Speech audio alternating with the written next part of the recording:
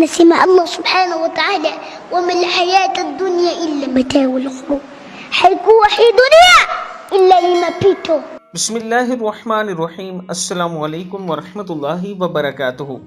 रसूलुल्लाह सल्लल्लाहु अलैहि वसल्लम ने इरशाद फरमाया कि मुझे अगर तलाश करना है तो अपने गरीबों में तलाश करो, यानी मेरा दीन गरीबों से दोबारा उठेगा। रसूलुल्लाह सल्लल्लाहु अलैहि वसल्लम का ये फरमान सच हुआ।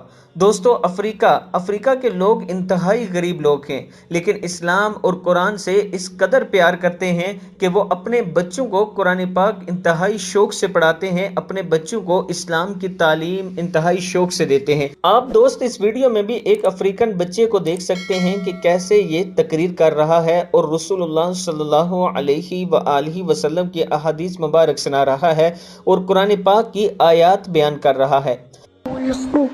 anasema Allah subhanahu wa ta'ala, wama alhayatu dunya illa mataul ghurur, haikuwa hii dunia illa ni mapito. Wangapi na wangapi walikuwepo katika ardhi hii leo hii awapo, tena vigogo na vigogo, mabwana wako walikuwa wana sauti katika ardhi hii leo hii awapo. Wako wapi? Wako wapi? Wako wapi? Wako wapi ndugu zangu katika imani? Mtume Muhammad sallallahu alaihi wasallam amekufa, tena Habibullah, kipenzi cha Allah, Rasulullah, mtume wa Allah amekufa. Kama mtume wa Allah amekufa, je, sisi hatutakufa?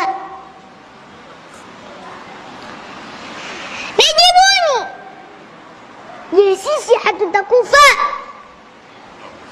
Lazima tutakufa। दोस्तों, ये वही शौक है जो रसूलुल्लाह सल्लल्लाहु अलैहि वसल्लम के सहाबाए कराम में हुआ करता था। और अफ्रीकन मुसलमान इंतहाई गरीब हैं, ये लकड़ी की तख्ती पर कुरान पाक लिख कर अपने बच्चों को याद करवाते हैं, लेकिन फिर भी इनके बच्चे वो कुरान पाक याद करते हैं। दोस्तों, ये बात याद रखना कि इनके मसाइल इंतहा के हैं और इनके पास उन मसाइल को हल करने के वसाइल ज़ीरो हैं, यानी इनके पास गुर्बत और भूख, अफलास सारी चीज़ें मौजूद हैं, लेकिन ये फिर भी रसूलुल्लाह सल्लल्लाहु अलैहि वसल्लम के दीन को नहीं छोड़ रहे और उस पर अमल पैरा है। अल्लाह ताला इनकी मदद फरमाए। इस वीडियो को आप दोस्तों ने आगे ज़रूर शेयर करना है। अस्सलामु अलैकुम।